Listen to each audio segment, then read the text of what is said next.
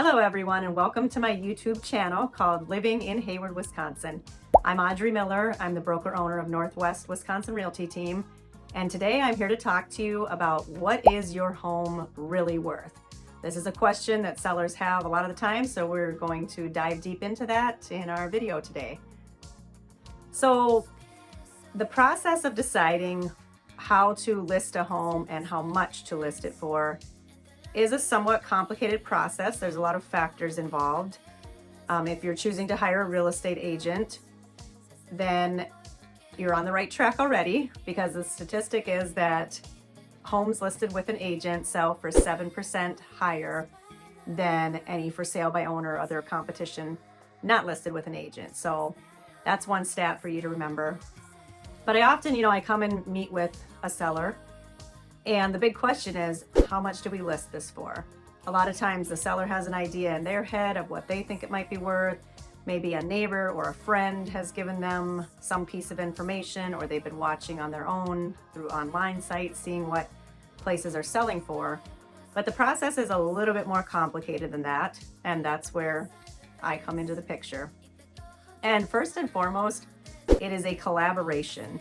So if you contact me and decide to list your home with me, first of all, I always want to come and meet you and see the property. I find it very hard to give accurate information on listing without coming to see the property. Sometimes if it's a second home and they can't be there, I'll go look at it on my own and then, speak on the phone with the seller. But otherwise, meeting in person at the property seems to be the best solution in my mind. So I don't do off the cuff, shoot from the hip on these things. It's a process that requires research and, a step-by-step process. So I also try to find out what is the seller's objective. So what is most important to you in the selling process? Do you want to sell more quickly? Do you want to sell for the highest dollar? Do you want to do some fixing up and then sell? Do you want to sell your property as it is? There's a lot of factors that come into that.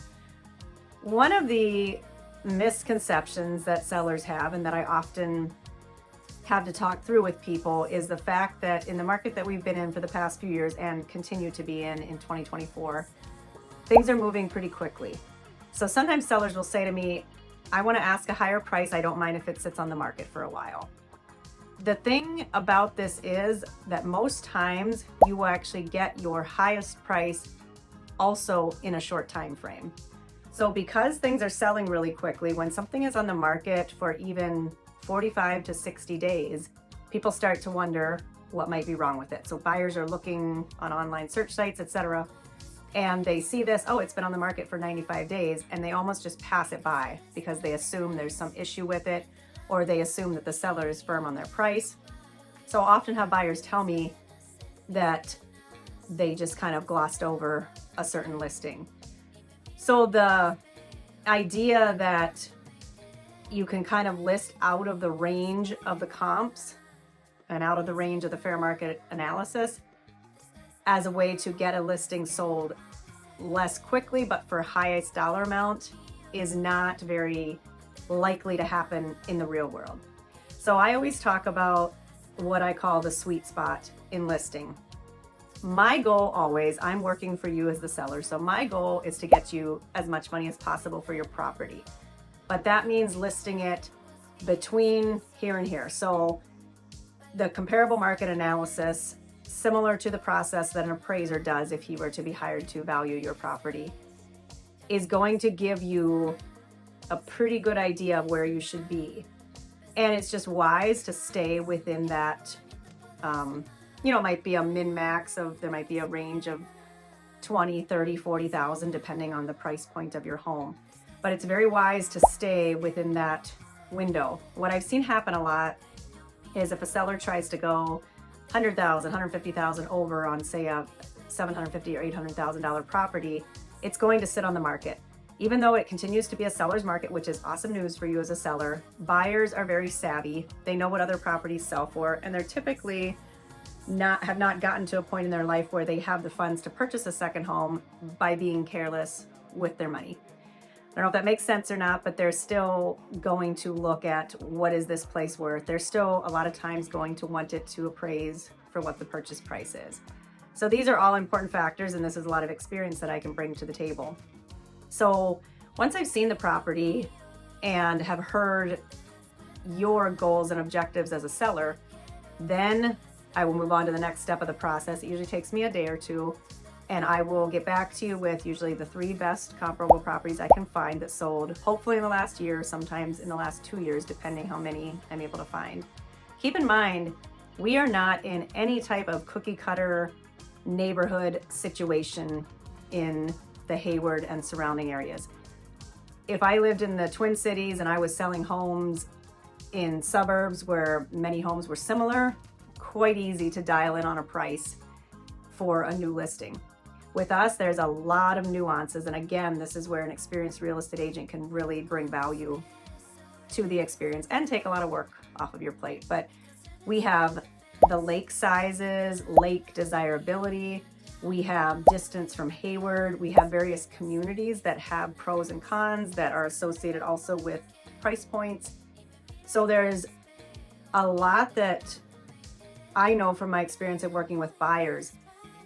What are buyers looking for? What are they willing to pay for? What is in the top 10 to 20% of what buyers are looking for that is most certainly going to sell, and maybe that property you can price on the higher end of the comps. A lot of times buyers want move-in ready, but that brings up another discussion that I'll get to in a little bit here. Is it worth fixing up things versus selling, I'll use the term as is, or without spending a lot of money on improvements? So we'll get into that shortly, but back to the process. I will find other properties, hopefully the 3 best properties that were similar to yours.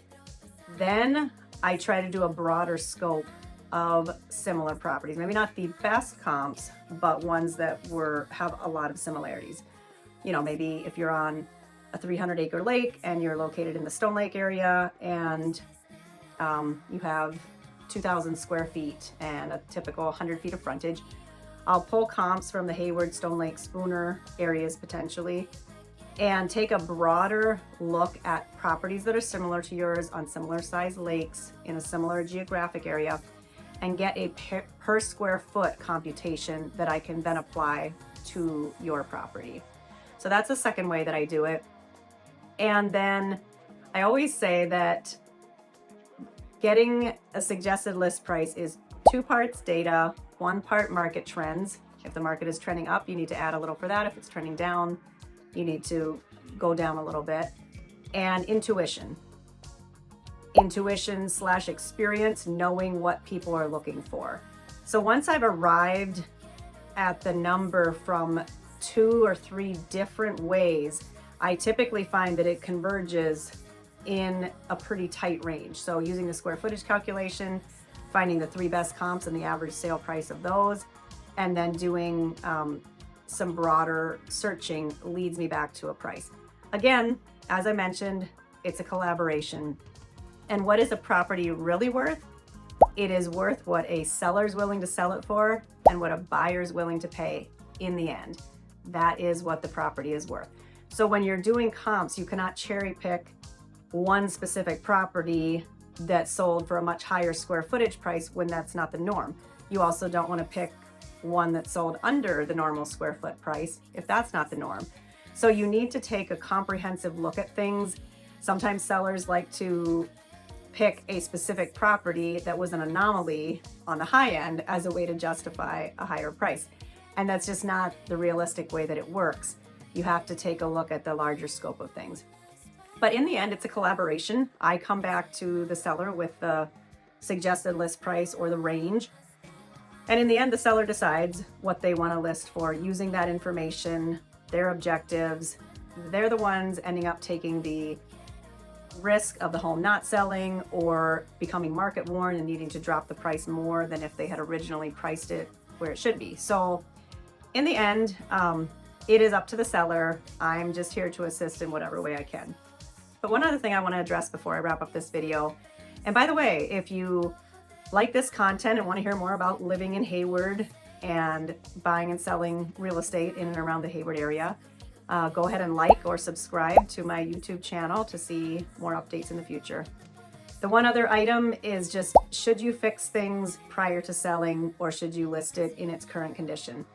There's a lot of factors that go into this, but a lot of times, unless it is an item that is going to really turn people off from your property, such as, let's say, stained carpet, dirty carpet in your main living area, or maybe something that every buyer is going to see as an initial project.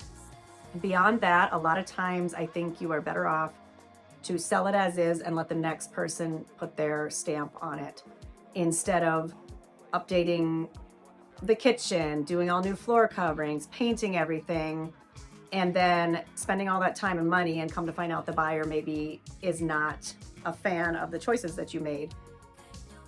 It's all on a continuum, but I think more often than not, there's only maybe a few improvements that need to be done before you list. I will say having your home photo ready and uncluttered is one of the bigger things, because we do so much online these days with our listings. I always hire a professional photographer, sometimes a 3D tour of the home, obviously great photos, and if everything is cluttered, it doesn't translate very well online.